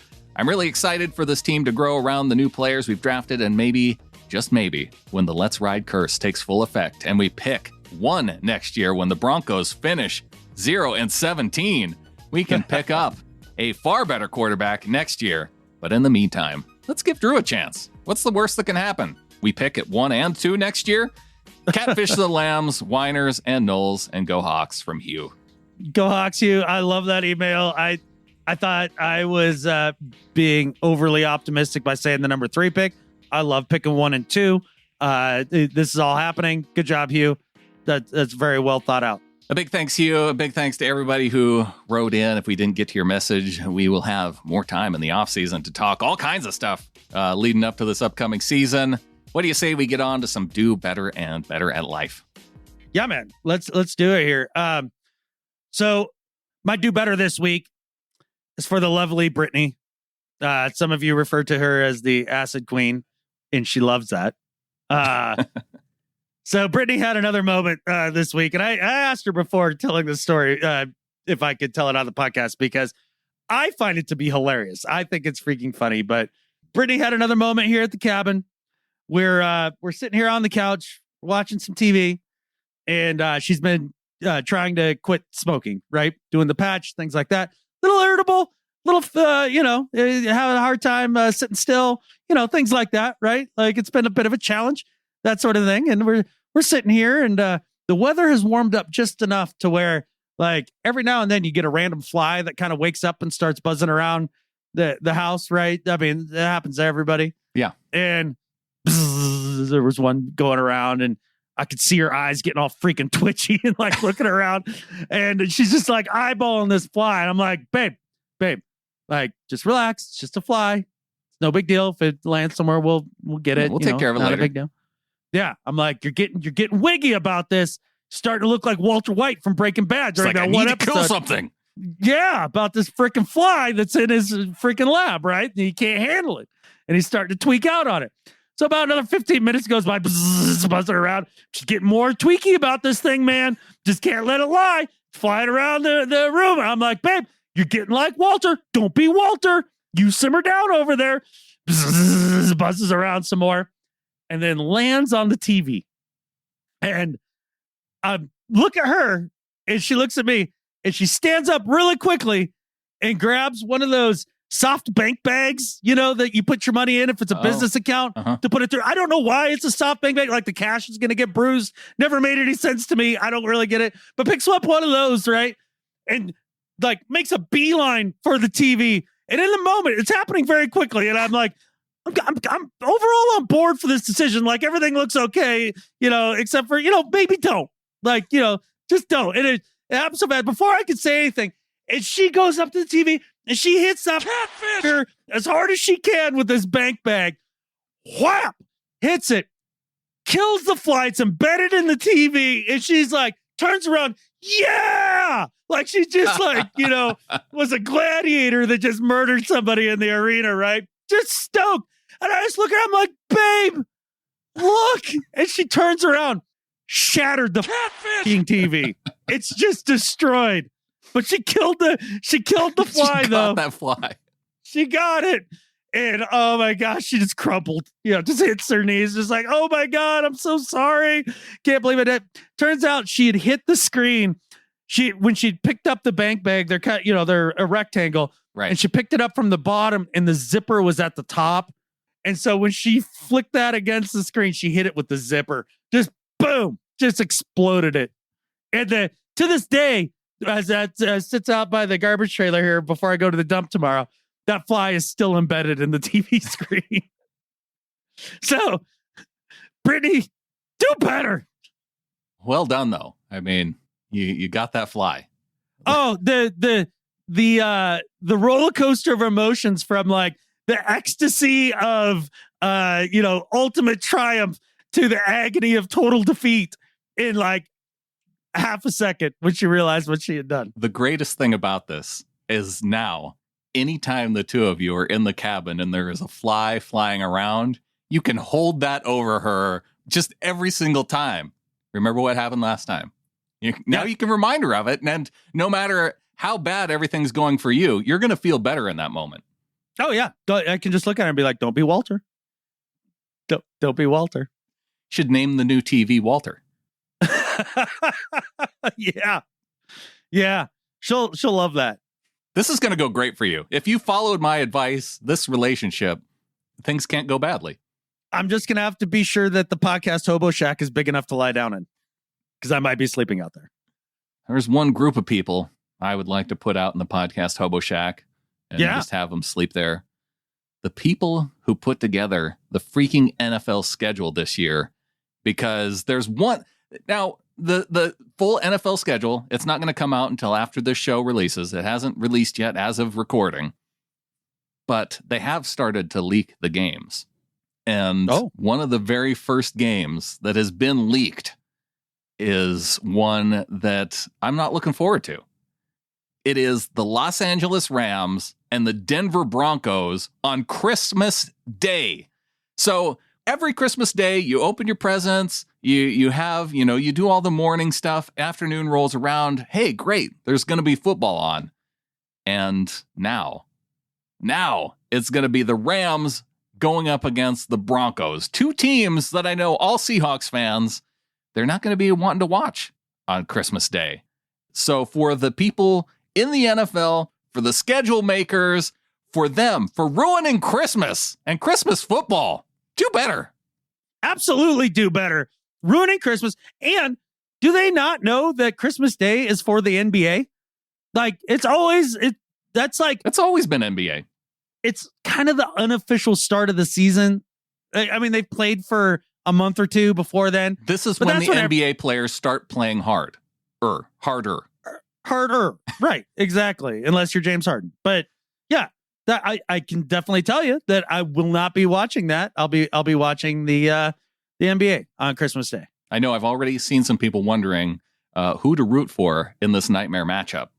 And unfortunately, we are not going to know for sure who exactly we're going to be rooting for, because if the Seahawks are in some kind of playoff contention, then obviously you would want the Broncos to beat the Rams if it has anything to do with the Seahawks getting into the playoffs. But otherwise, you do want the Rams to win, because it will improve the Seahawks draft position especially if you want the Broncos to go 0-17, then you want the Rams to win.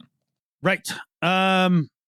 Yeah, I don't know. That's a tough one. That's almost as bad as having to figure out who to root for in Satan's championship.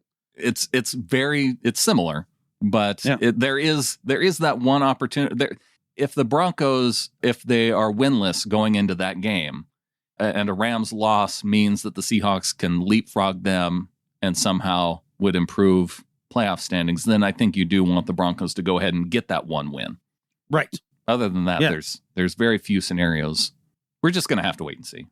We're just going to have to wait and see. But probably just plan on not watching. Spend the day with the family. Yeah, or watch basketball like Adam's doing. Yeah. Go to the mall, sit on Santa's lap, get a picture taken. There you go. On to Better at Life. All right, man. I'll make this one quick here for you. My Better at Life this week is for the great state of Montana, for coming in number 2 in 2021 in the rate of beer consumption. That's right. We drink on average, for people 21 or older, 41.1 gallons of beer per person every year in the state of Montana. We are having a good time up here. We have fun with all of our breweries. We only came in second to New Hampshire, but that's okay. They drink 41.5 gallons a year. So maybe they just have bigger mugs or something. I don't know. But we're right there neck and neck with them. And it actually lines up with what it feels like around here. Because like our buddy Alec, he's like, well, I don't like hanging out in Missoula anymore because there's nothing to do without drinking. And I'm like, that's a negative? Like, how are we looking at this as a negative? But the state of Montana showing up strong in the nation's beer consumption. Number 2 in the nation. Montana, better at life than Skip Bayless. Now, if we can just get everybody to drink one more, that's all it's going to take is one more can this year or one more bottle. Part. Yeah, I'll do my part. We can overtake New Hampshire. Yeah. Is this craft beer only, or is this all flavors? The beers. Yeah. Okay. So you're okay with your Natty Ice? Like you're actually contributing? I mean, yeah, absolutely. Just want to make sure if you're a part of this or not. I'm pulling my weight. All right. Well, my better at life this week, it is for my favorite draft call of the year. It's draft season. Most of the draft calls, like I said, pretty mediocre. Pretty much just, hey, I didn't even get a lot of brothers out of John Schneider, which was disappointing. Yeah, what brothers? What did he move on to? He didn't use brother. There was another word that he used. Maybe we'll hear it here in this call. But before we get to the call, we do have the announcement from one of our fellow fans. I thought it would just be fun to lead this into the call. Okay. With the 229th pick in the 22 NFL Draft, the Seahawks select Bo Melton, wide receiver, Rodgers. Go Hawks! Hello? Hey, Bo. How you doing? Is this Bo? Yes, sir. Hey, it's John Schneider with the Seahawks. How you doing, bud? Good. How you doing? Good, man. It's not where you start, it's where you finish, buddy. Let's go. You're gonna be a Seahawk right here. We're picking you, okay? Thank you. Oh, man, you got it, buddy. Let's go. Here's Coach Carroll. Hey, guys. Bo, let's go. Let's go, Bo. Here's Coach Carroll, okay? Here you go, Bo. Hey, congratulations, Bo. You ready to go? Thank you. Yeah, okay. Hey, it's a big deal. It's emotional, and I know it's a long day to wait this out. But you come to a great place. You come to a great spot for you to join in and add this to this position group. You got some terrific guys to play with. It's going to be freaking awesome. So congrats, man. Thank you. Okay. Hey, I got some guys who want to talk to you. You just keep enjoying it. They'll talk at you a little bit here. Yeah, got the offensive coordinator, Shane Weldon, right here. Oh, what's up, man? You doing good? I can tell there's some good stuff going on in the background there. I'll give you a second. Yes, sir. Hey, you excited? Yes, sir. Can't wait, Coach. Appreciate it. Man, I've heard nothing but great things about you. Your tape's awesome. Can't wait to get you out here and work with you, man. You got that speed. You ready to roll? Hey, Coach, I can't wait. I'm ready to run. I got y'all. I promise I got y'all. I love it. I love it. So there you go. Hands down, the best call of all the 9 that were made this year. And for Bo Melton, for reminding us all that, because there's always that conversation, right? Oh, if you're in the 7th round, is it really that great to be drafted? Wouldn't you rather be an undrafted free agent, get to pick where you want to go?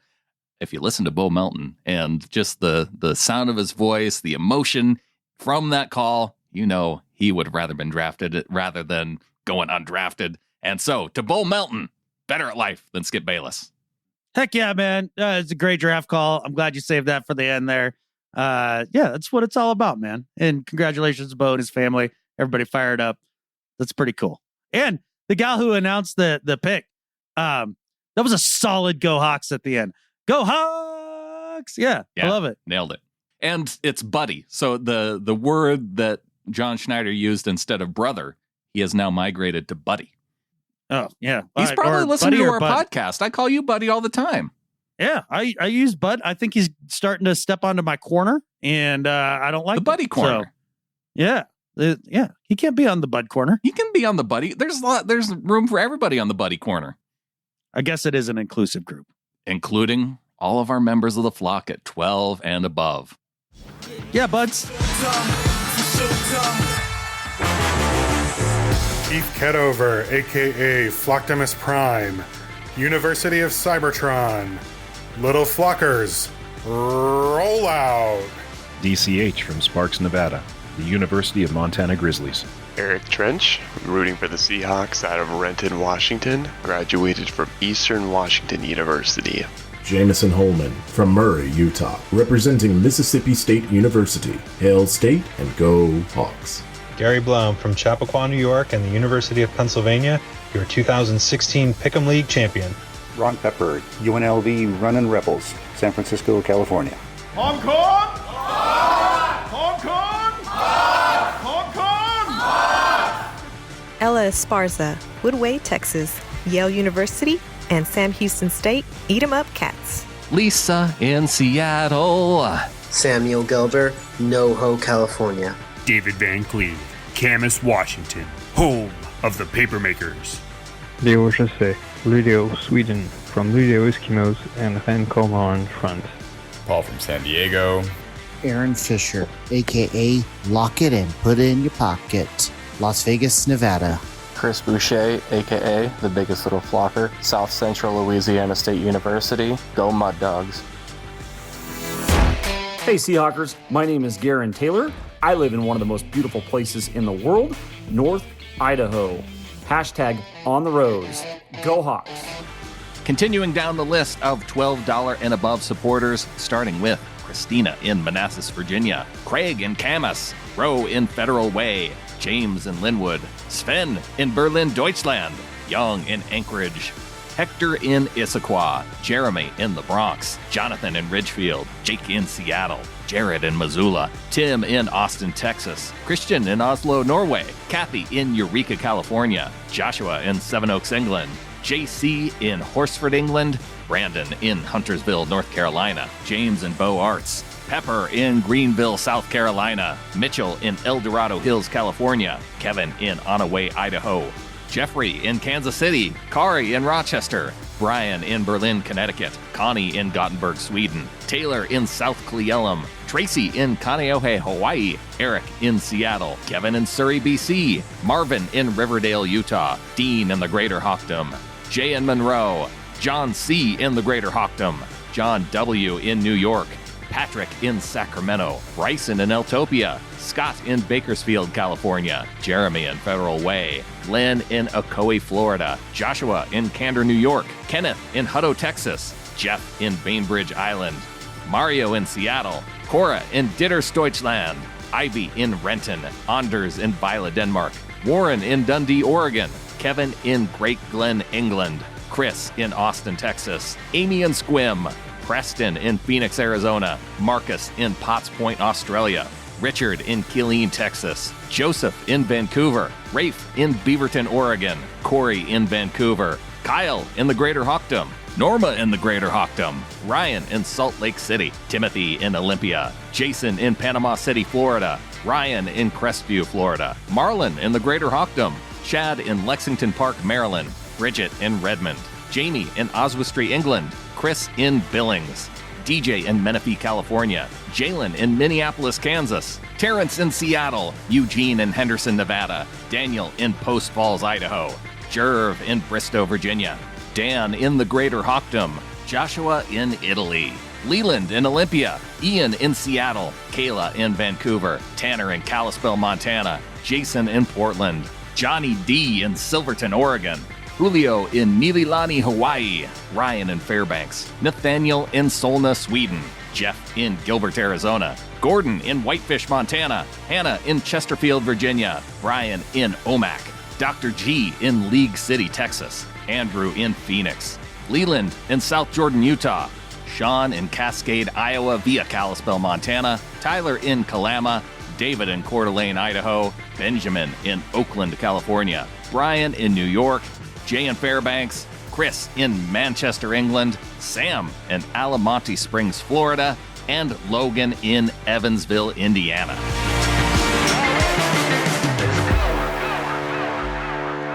Thanks to all our buddies who are supporting the show at $12 and above every single month. A big part of our flock, our buddy flock, as we always like to call it. Really, really appreciate everybody who helps support the show. Great group of buds. Can't have better buds than that. And I think with that, bud, there's only one thing left to say. Go Hawks. Go Hawks! Buddy.